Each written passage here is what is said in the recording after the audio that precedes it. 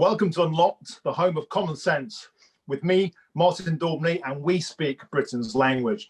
This afternoon in Parliament, without offering any measurable scientific reasoning for doing so, nor any end date in sight, the Education Secretary, Gavin Williamson, closed every school in Britain. Gavin said, "I do not want to close schools for a moment longer than is absolutely necessary," but then he did it. For good measure, he also cancelled GCSEs, A-levels and SA levels as well.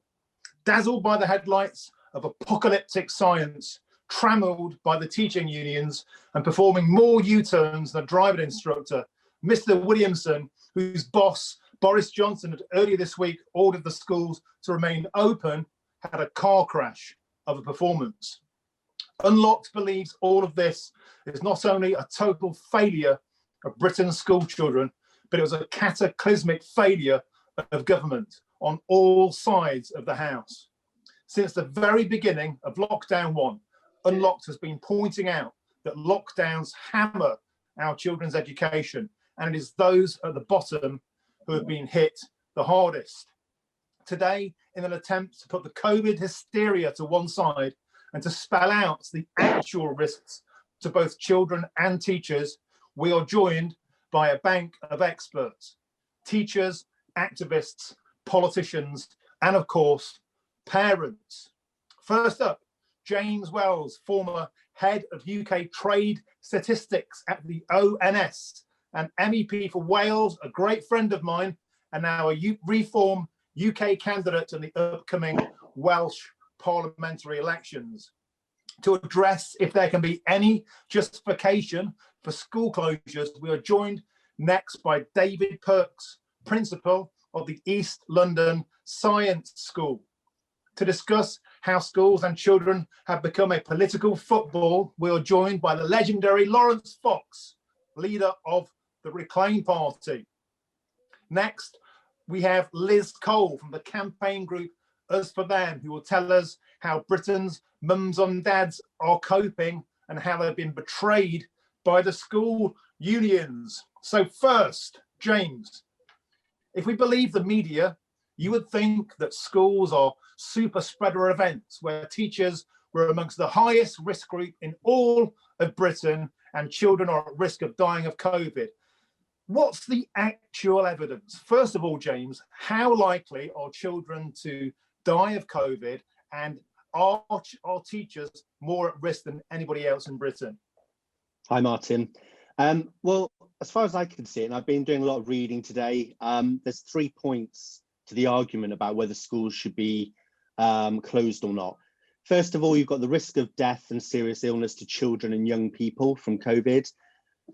Secondly, you've got the risk of transmission for teachers and school workers. And then finally, the impact on children from not being in school, both to their education and their well-being. So on the first point, the risk of death and serious illness to children, to put things in context, I'm looking here at a table from the ONS for 2020 for the full year, and all deaths from 1-year-olds to 14-year-olds was 819. That was actually down from a 5-year average of 966. Of those 819, 6 died of COVID. Now, the BMJ did a survey as well, and they looked at those 6 deaths, and all of those 6 children had profound underlying health conditions that were complex and themselves life-threatening. So the point is, the risk of death or serious illness to children and young people is negligible. It really is. I think Professor Sir David Spielhager at University of Cambridge estimates that the risk to children of catching and then dying from coronavirus is 1 in 5.3 million. So I think that on that first point, whether COVID is a serious risk to children, I think we can put that to bed. It's not, okay? All of the evidence worldwide shows that it's not the case. In terms of the risk of transmission for teachers and school workers, according to the ONS, the risk to teachers of catching coronavirus is no greater than any other key workers, okay? They found that there was no difference in the rates of positive cases between teachers and other professionals working outside of the home. So, I mean, a follow-on question for that is what makes teachers think and teachers' unions think that teachers are so different than other key workers? We have clearly, no one's denying we've got a national emergency here, but there's lots of other key workers, health professionals, supermarket workers. They're all carrying on and delivering things and services that are key to the national well-being and the health of the nation. What makes teachers so special? You know, there's no increased risk of transmission to teachers. And then on the third point, I think this is the key one, really, the impact on children from not being in school. Now, there's a growing body of evidence now across the last year in the UK that suggests that kids are, one, they're not getting the education they need. According to the ONS surveys, over half of parents with school-age children say that at least one of their children is struggling to continue with their education while at home. But it gets worse than that. You know, in the summer last year, the Children's Commissioner in the UK said up to 8 million children are likely to lose out 6 months of their education, and that was back in June. So really, I think realistically now we're talking probably closer to a year. But I think the real worrying statistics come. I mean, there's a study here from Ofsted. They visited 900 schools back in September, and they found that the most disadvantaged kids regressed the most.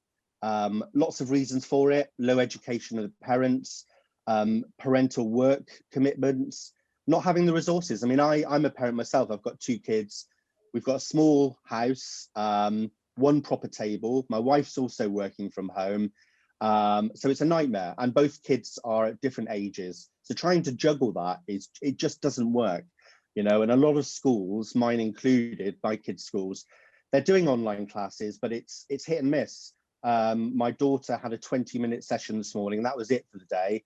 And my son, there's been no online classes today. So it's down to me to try and juggle all of the commitments. And I'm self-employed as well. So the point is, it doesn't work. But more worrying, the other impacts that Ofsted found: loss of physical fitness.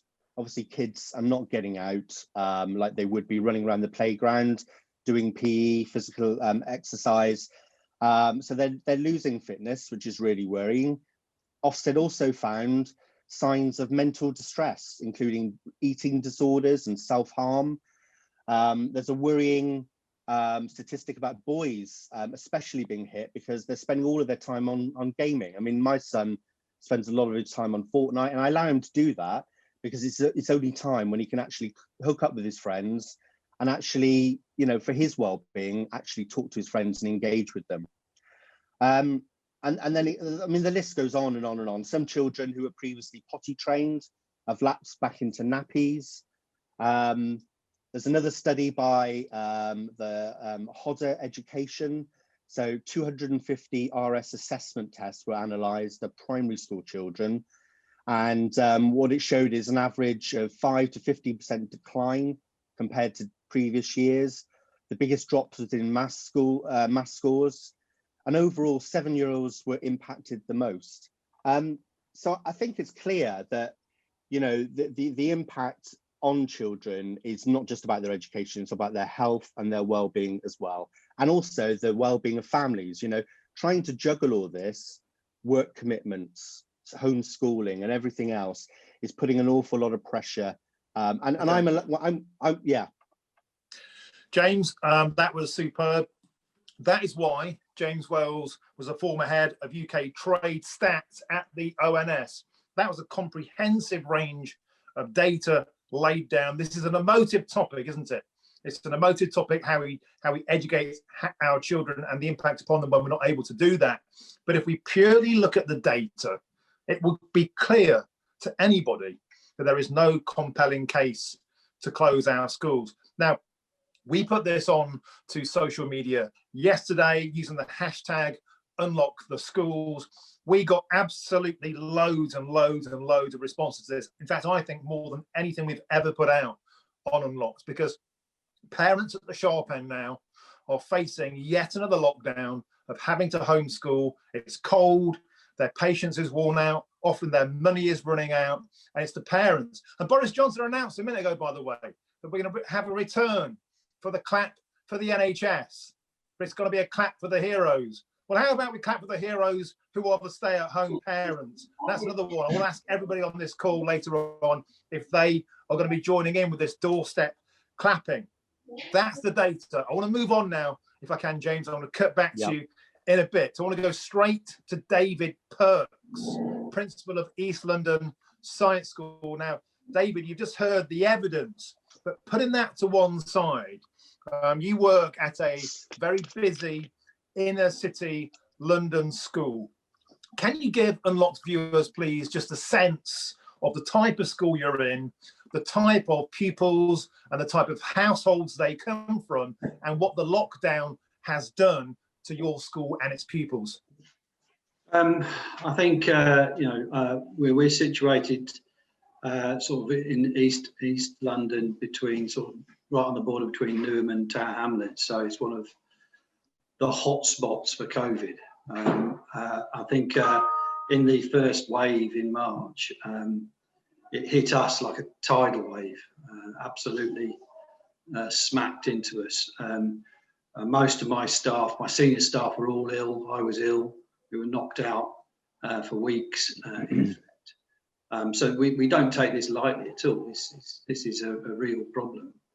And it absolutely smashed the school to bits. But we're committed to educating our pupils, and we're committed to providing that education no matter what happens. So we quickly got up and off our feet, and we opened pretty much all the way through that period for the kids that needed it, the kids from families which really were struggling. Whether the kids got their own issues or the families got their issues, we provided that support all the way through Easter holiday and onwards. So that side of it, I'm very proud of what we did, and our staff volunteered to help. But for some of those kids, like the ability to sort of try to think that they could educate themselves through online sessions and so forth at home, is just a non-starter. It's an absolute. There's no way it could work. They need us as teachers to guide them and to shape what they do and to push them through, especially when you're in a situation where their families and their friends and so on are locked away and they can't reach them, and they've got no way of dealing with that. They needed the school desperately.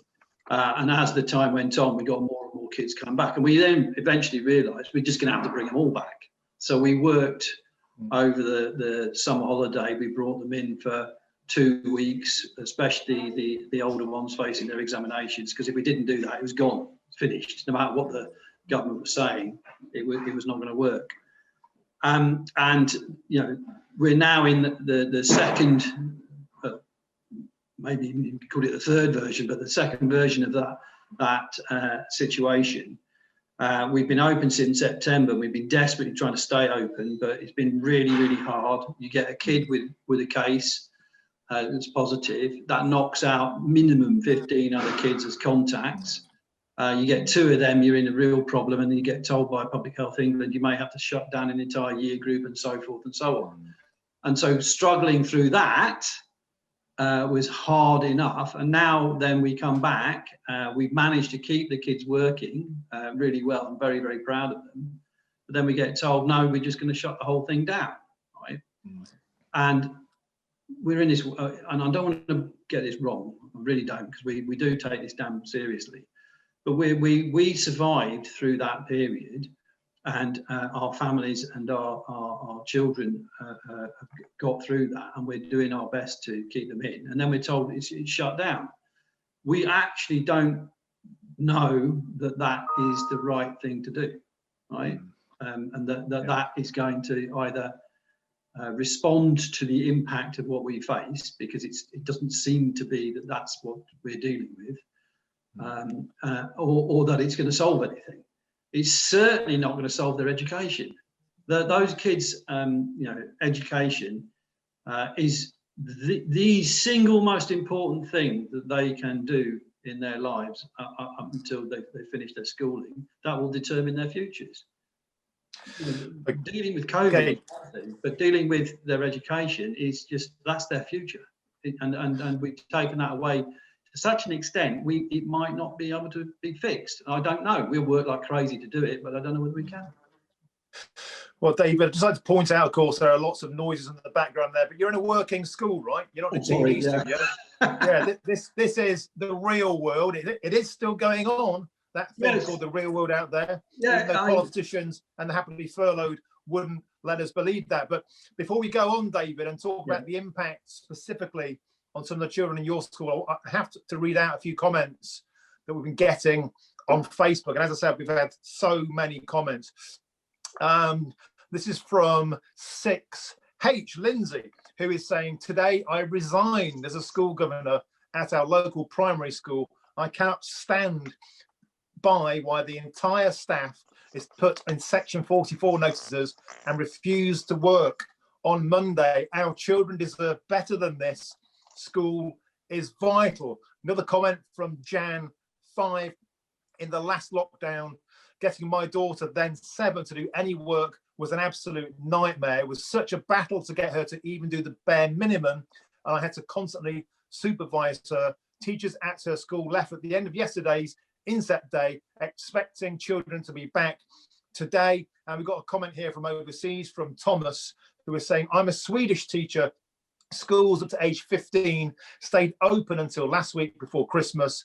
It was a terrible experience to watch my 13-year-old daughter teach via Zoom. The risk is tiny of this virus spreading, and it's simply not worth closing the schools down for.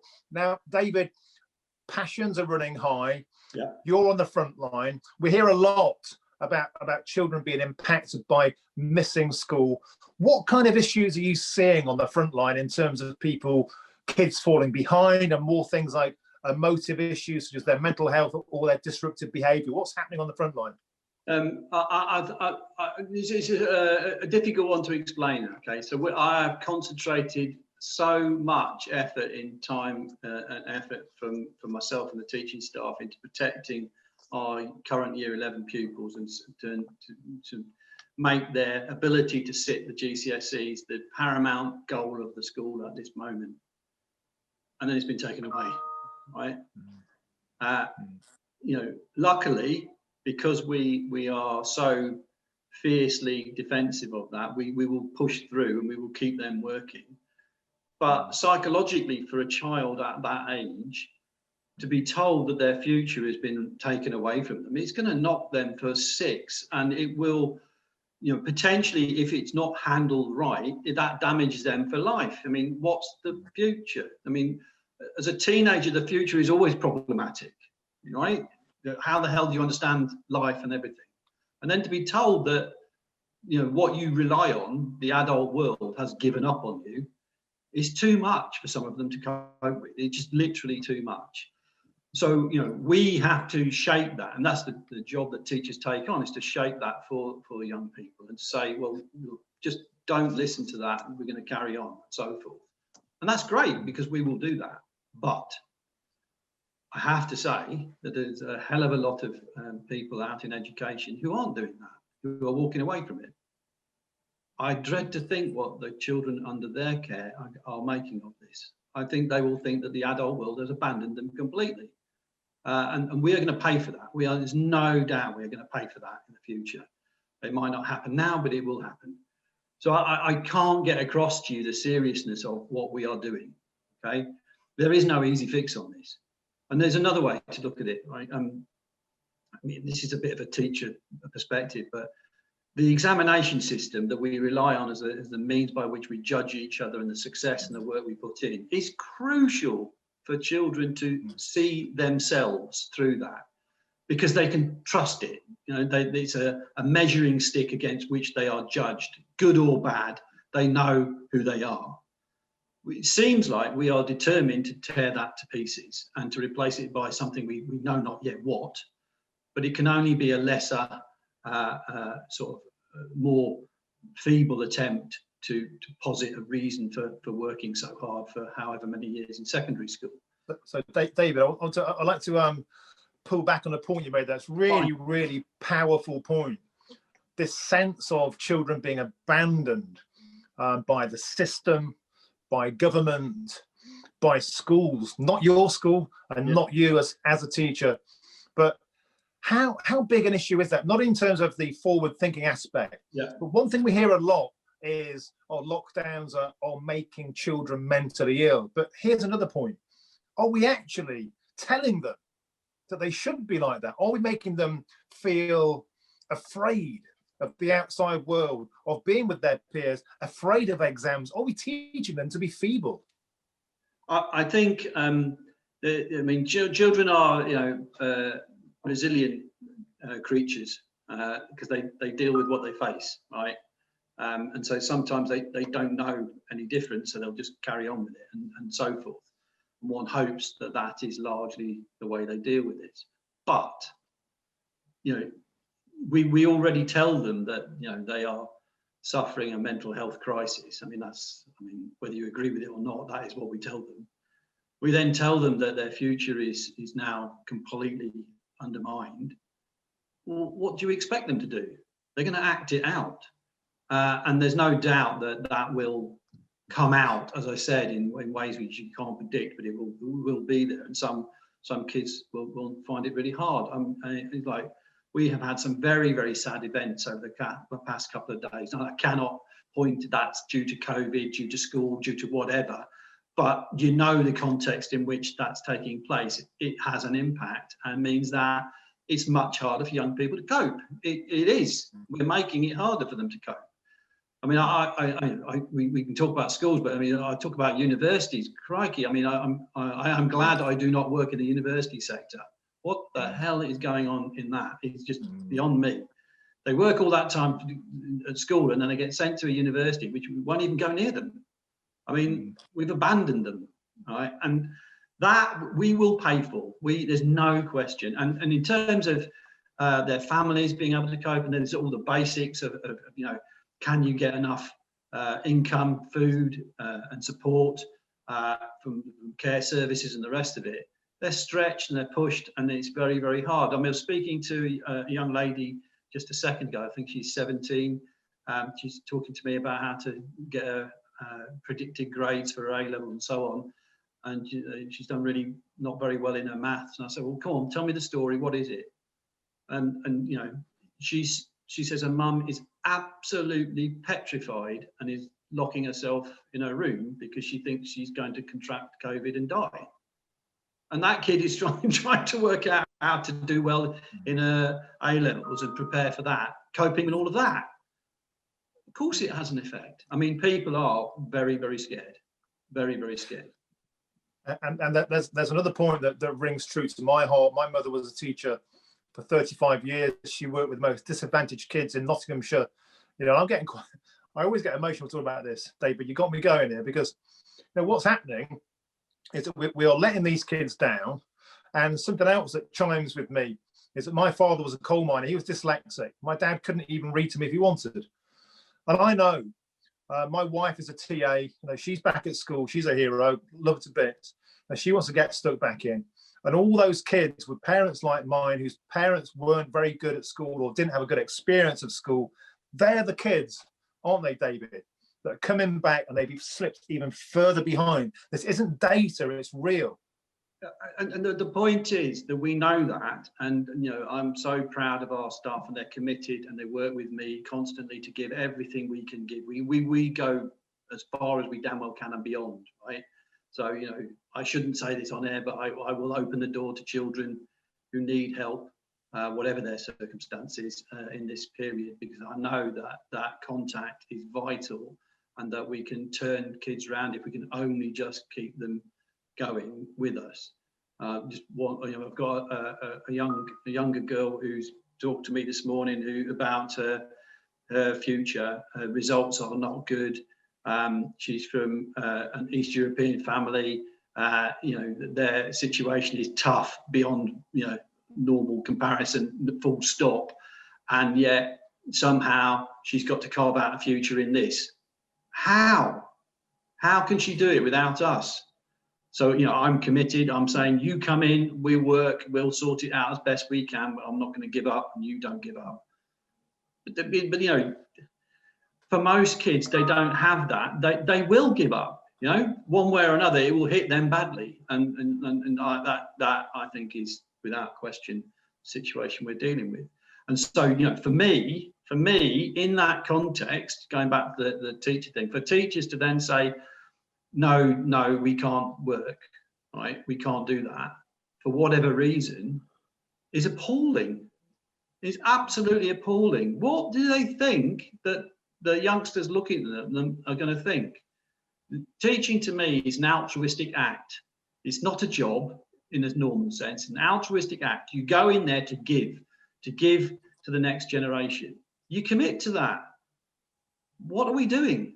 I think you know, our professional organisations need to look themselves in the mirror and think about that very, very clearly.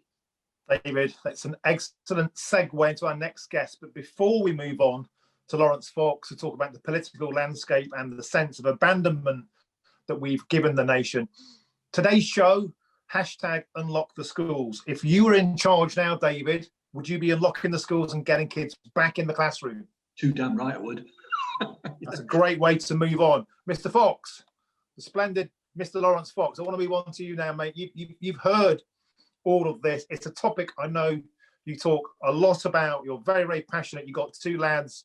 You really, really care about this. What's happened politically? Because all I can see, without putting words into your mouth, we have a government that's frozen the headlights. We have no opposition whatsoever. In fact, the Labour Party want more of the same, but sooner, harder, longer. It almost sounds perverted. And as far as the Liberal Democrats go, where are they? I'm thinking about putting a Missing Persons Act out for the Liberal Democrats. I mean, Laurence, what do you make of this absolute shower of politicians?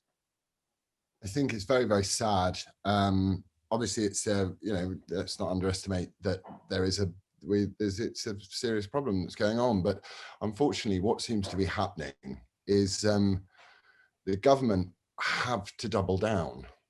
They have no option because they have nothing else to do. So they keep doubling down on everything, doubling down on lockdowns, doubling down on restrictions. So whichever way you look at it, we're slow walking into a police state one way or the other.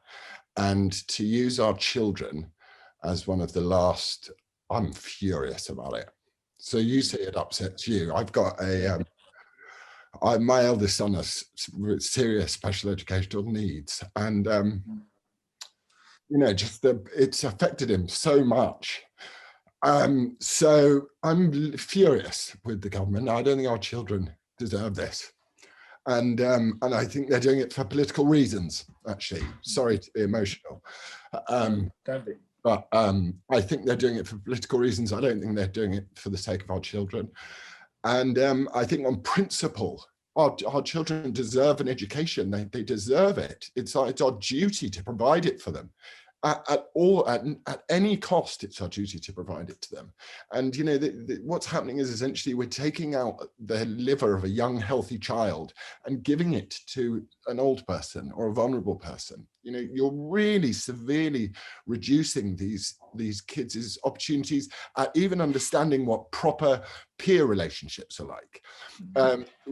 Are they going to know what school was for at some point? You know, can you remember how slow and amazing life was? You know, how much it affected you when you were young. So I think the government are a disgrace. That's what I think they are. And I think they've doubled down and doubled down and doubled down because they don't have a plan B. And I don't think that they, and I think to use children in this way is child abuse. Sorry. Bring us on to the next point. And that is, I'm absolutely incandescent about this. Well, I'm trying to maintain a degree of neutrality as the chair of this episode of Unlocked. But the Labour Party, bowing to the unions, and David touched upon this, the notion that a teacher wouldn't want to teach, but instead would rather politic and would rather try and harm the government than take care of their cherished, the cherished duty of care they have.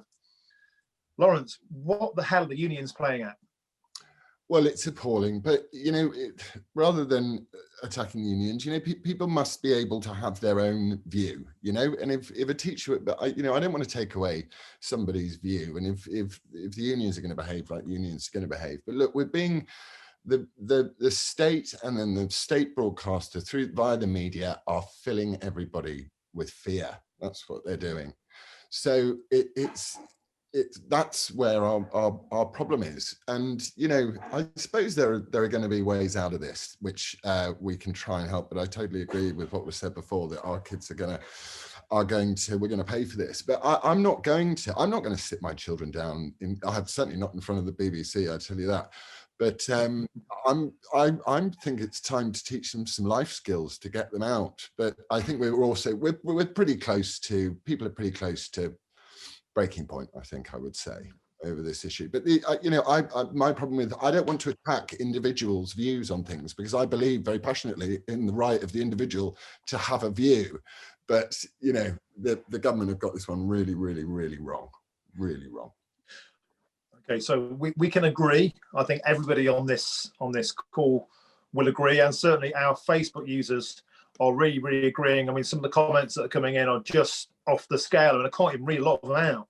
But let's go back to a couple of them in a minute. But let's talk about a more positive spin on this then. Laurence Fox, you're the leader of the Reclaim Party. You've obviously got skin in the game. We've just seen, and by the way, don't ever apologise for getting emotional. Don't ever apologise for getting emotional. No, if we just had more politicians that were emotional and real and had humanity, we might be in with a fighting chance. We're on these robots that just churn out barcodes in Parliament. So don't ever apologise to me, my beautiful friend, for that. Don't. We need a bit more of that. But the next thing, we can agree that what's going on now is a bit of a bleep show. If the Reclaim Party were going to do something about this, this episode is called Unlock the Schools. What would you be doing? What would your plan be to get out of this? It's a matter of principle. Children require education. You encourage as much as possible kids to have decent hygiene and and all of this appropriate-ish social distancing, which they can do in school if they can. But these kids have to be in school. So I would open up the schools, and I would say, that is, for me, that is more important than anything else. It's the most, what's the point? We're preparing the next generation. The schools need to be open. That's what needs to happen. Full stop. So totally agree. Now there was something, particularly the SNP.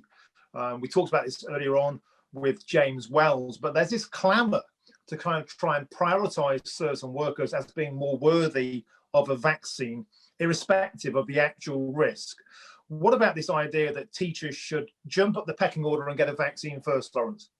Well, no, I'm sorry. There's a list of the most vulnerable people that need a vaccine, and that list should be done. And to turn education into a goody and baddie situation, and even to turn this virus into a goody and baddie situation, which is being done by the very, very hard, extremely controlling authoritarian side of our society, is criminal. No, I mean, a teacher should have a jab at the same time as a supermarket worker. We've got this two-tier class system working now, where we all sit at home, and then all the people that are really, really susceptible to getting this virus, we expect them to carry on and do what they do. Viruses transmit through schools every year. My kids bring home terrible, horrible rubbish that I get every single year, and I know, I understand COVID is worse, and I understand that it's, but it's you straight, in my view, straight after all of the people that have been serving us from the service industry, the people that really have nothing, I'd put them first in a way. Actually. Yeah, I think I'm with you on that, and actually that is a very, very repeated comment on Unlocked. People like saying, this idea that teachers are more worthy of supermarket workers who've worked throughout the entire thing, of bus drivers, of cab drivers, of cleaners, of those who kept society ticking over. all the middle class people have been ferried stuff to their doors by the working classes and the minimum wages of Amazon and all the rest. And there's no cause for them because they don't politicize it, which I think is very, very crass. A couple of quick Facebook comments, Laurence, before I cut back to talk to you specifically about the notion of the BBC getting involved in children's education, which I know you're going to have a lot to say on that. a quick couple of comments here from Nether Mohammed saying it's disgusting. Children's right to education is being sabotaged and their mental health is at risk. Children have suffered enough with all these pathetic lockdowns and restrictions. The government needs to go. They have continued to destroy our country from the moment they got in. Kids are confused. They go to school, they stay at home. They go to school, they stay at home. Well, all the time the teachers are still getting paid while working parents are unable to work and have to do their jobs. Well, I don't think that they're sitting on the fence. Laurence, let's come back to you. So another really, really interesting point that's come out of this is this notion that are we becoming more reliant on homeschooling, remote learning, Google Classroom, the robot teacher, robo-teacher, the iTeacher, and suddenly the BBC leaps into the space. Maybe they're looking for a way not to be defunded by the government because their funding review is up. We saw yesterday, Laurence, 3 hours a day of the BBC pumping out education to our children. Are you going to let your kids sit through that, sir? I will be shielding my children from the British Broadcasting Corporation. Yeah, I mean, absolutely not. I mean, you only have to dip your finger into the BBC bite-size section of that terrible state propagandist organisation to know what they're trying to peddle your children. So you know, you went the John Amici white privilege to the gendered pronouns. You know, it's bad enough often what they are being taught in school in SRE. So I will know my children. It's like they're going nowhere near the BBC, and they will. I'm going to go to a shop and I'm going to buy a lot of wood and a lot of nails and a lot of paint, and I'm going to do exactly what I did last lockdown, and I'm going to build something with the kids. That's what I'm going to do. But no, I mean, the BBC's absolutely. And also, didn't Boris say as part of his election manifesto, he was going to clip the wings of the BBC? And last night he was saying, help me, BBC, help me. He's trying to get everyone on board with the BBC. No thanks. It's no longer fit for purpose, and defund it. Yeah, I suspected you'd say that. But, you know, I didn't think it'd be quite as juicy as that. But Laurence, you never fail to satisfy. I'm with you. Now, I don't want Nish Kumar telling me that cups of tea are racist. I don't want Nish Kumar telling me that the slave trade was my son's fault. He doesn't even know what it is. You know, no, we were the slaves. We were the working class servants of Britain, and we had nothing to do with this whatsoever. And suddenly we're being told we're part of the problem. I don't think there's any room for the BBC in our children's education. But again, Laurence, that probably comes as no surprise to you, my friend. Now then, let's move on to somebody who's been waiting very, very patiently. Now, the campaign group Us for Them, Liz Cole is on the call. Now, Liz, I'm delighted to have you on today because when we made the very, very first episode of Unlocked, way, way back in the beginning of the first lockdown, when it was warm, when we had hope, when Britain didn't seem quite so doomed, we had Us for Them on the very first episode. So we are kind of traveling fellow partners in this journey since the very beginning. For those who aren't aware of your excellent work, though, Liz, could you quickly give Unlocked viewers a flavour of what it is you believe in and what you campaign on at Us for Them? Us for Them, we founded in May. So yeah, long time ago now. Lots has happened since then. And we founded to really provide a voice for children in terms of the pandemic response, and we wanted children to be put first in that response, at least not at the bottom of the pile, as now seems to be. So we're a parent-led campaign, and we were founded by three of us. We came together to really try to provide some discourse about what we thought was happening to children, and we came together really because of quite a visceral reaction. I don't know if you recall early on when there was some discussion about children going back to school, and there was that awful picture of children sitting in a playground in chalk circles. Yeah. And we were horrified, absolutely horrified to see that, thinking, no, surely that can't happen here. And I think our focus was at that time, and it remains our focus, is that there's a lot of discussion about these interventions, which are basically non-pharmaceutical interventions, social distancing, lockdown, school closures. our non-pharmaceutical interventions, and as well as thinking about the potential benefits of those interventions, they also have harms. They have harms, and they have harms particularly on our children who don't have a voice and can't speak for themselves. So we campaigned to reopen the schools, and we wanted the measures in schools to be proportionate. During last term, we were hoping to perhaps see an exit strategy from some of those measures, and now here we find ourselves once again campaigning to open the schools. But we've grown significantly now. We've got over 40,000 parents across the 4 nations of the UK. I can see today people popping in all the time on our Facebook group. So yeah, we're trying to represent parents and children in this crisis. Okay, Liz, and that brings me to my next point. You have a brilliant Facebook page. Anybody watching on lockdown, give these guys a follow, and you certainly have a very, very active chat forum where you're becoming the real beating heart, I think, of what parents are really thinking about, how it impacts upon their children and their own lives as primary carers and educators.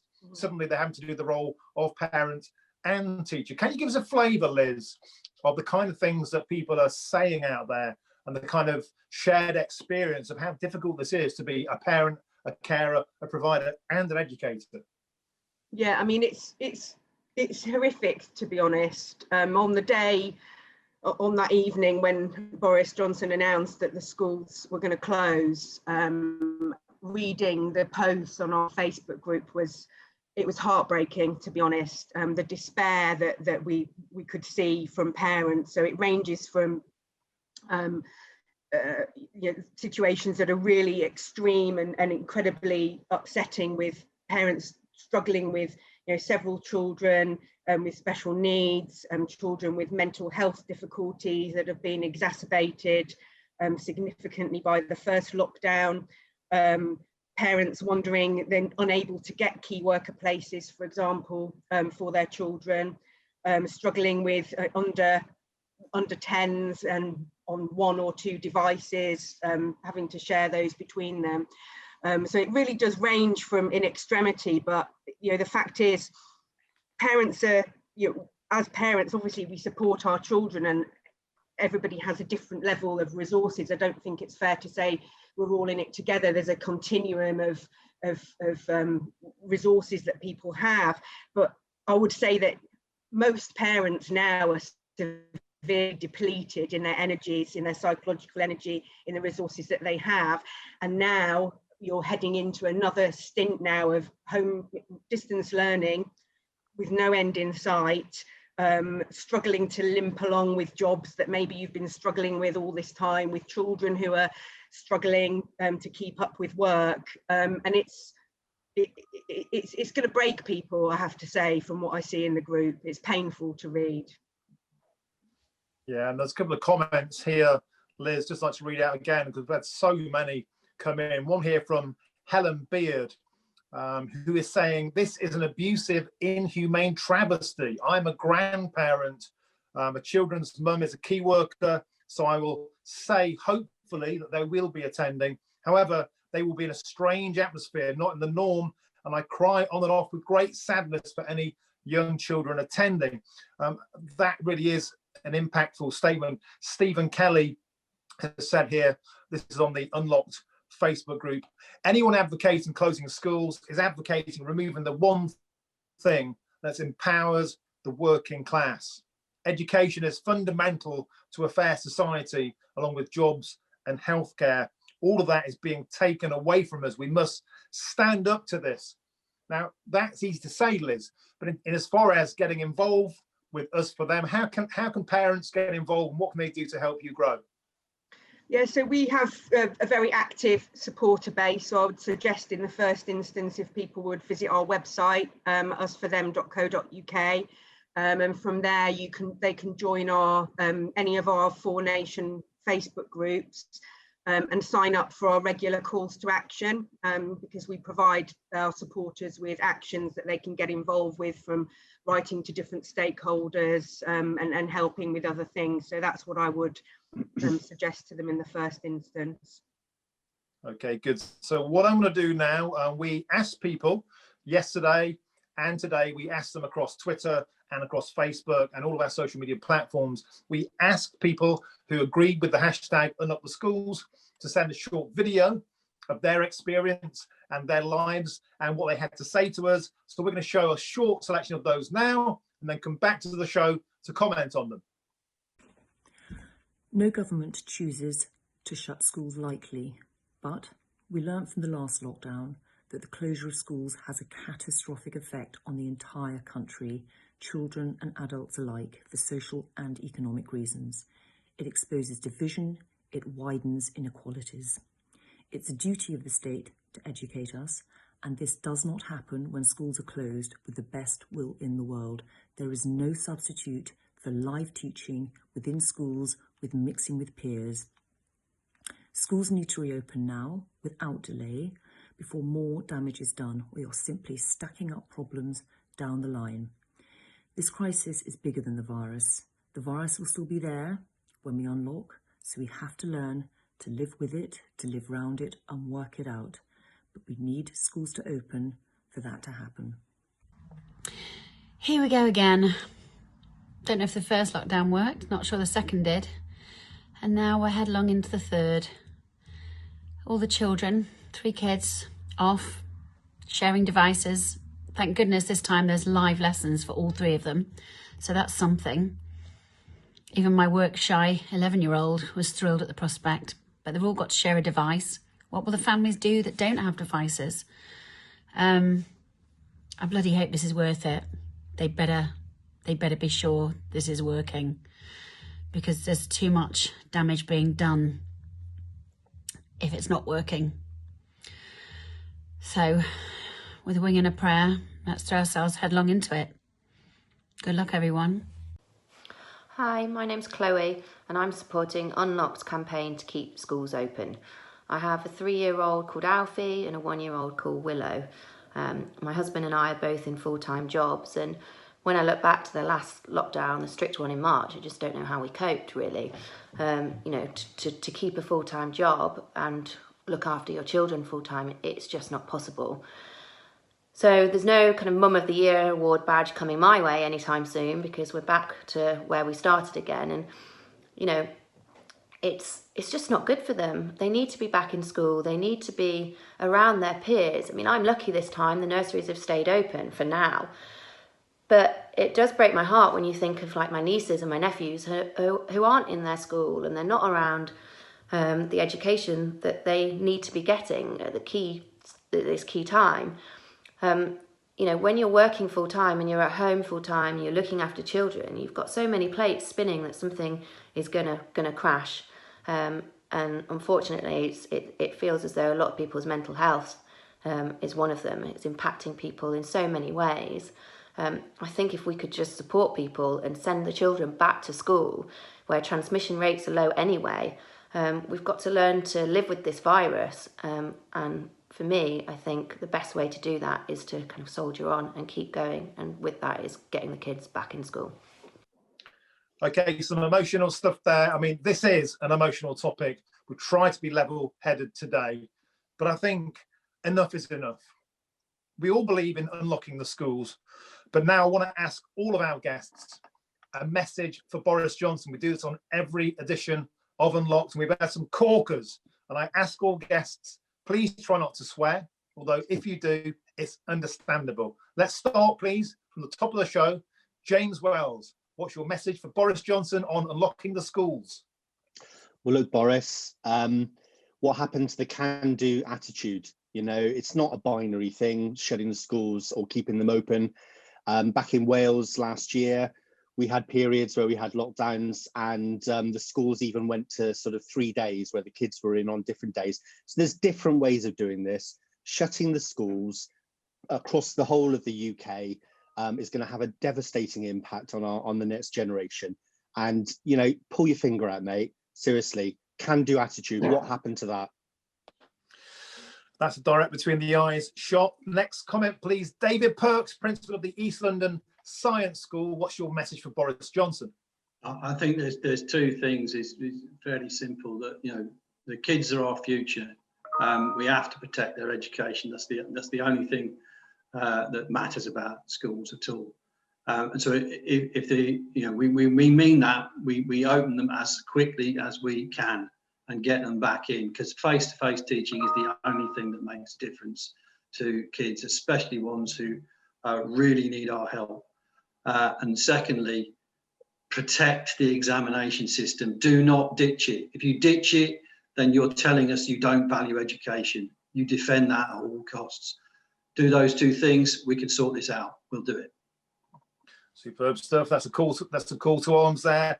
Next, Laurence Fox. You've heard what people have had to say today. Certainly, the comments coming in off social media are very visceral, very raw, very emotive moment. You're the leader of the Reclaim Party. It's your job to be calm. What's your message for Boris Johnson, Laurence Fox? Boris Johnson, lead with hope. Stop ruling by fear. That is why you get paid the big bucks. That is why you can deliver straight down the barrel, Laurence Fox. Beautiful with a soundbite. Now let's quickly move on. Liz Cole, last but not least, you represent the parents. You've got your finger on the beating pulse of what parents are saying out there, what it means for them. If you could put a message now to Boris Johnson, what would that be? I'd say to him, Boris Johnson, if we don't stand up for children as a society, then we don't stand for much. And I think the other thing is that politicians rely on voters having short memories, but parents have long memories. And I think parents will not forgive damage that's done to their children. We have to invest in them. Okay, now finally, as one quick bit of fun, because Boris also announced today that he was bringing back the clap for carers. The 8 o'clock Thursday night where we used to bang our pots on the doorstep, maybe with a little gin and tonic because there was a heat wave then. It's coming back now. It's being rebadged as Clap for Heroes. I want to ask all of our guests in a single word, yes or no, Thursday night, will you be clapping for heroes? James Wells? I won't be, no. You won't be, no. Okay. David Perks, will you be clapping for heroes? I'm afraid this is not my thing, no. That's another no. Laurence Fox, will you be clapping for the heroes? I'm washing my hair that night. And it's a lovely head of hair too. Liz Cole, will you be clapping for the NHS heroes on Thursday night, 8 o'clock? No, not this time. Well, that's a 100% refusal rate. And just to add to that, I also will be washing my hair. Maybe I can come wash your hair, Laurence. Well, that will probably be a strict COVID violation. That'd be straight in jail. Tell you what, I could do with that. I think most people could do with a hug at the moment. Do you know what I mean? Yeah. You're absolutely right. In fact, I put a poll out about this earlier and I was expecting it to be divisive, but it's currently after 4,000 votes, it's running at 95% no. So I think there's something really has changed. And this sense of the canonization of the NHS and teaching, that there's a real mood change, I think, coming across. It's like, what about us? What about the parents? And we're actually the ones bearing the brunt of it. We're the ones that run out of money. We're the ones that are running out of patience. We're the ones that are running out of hope.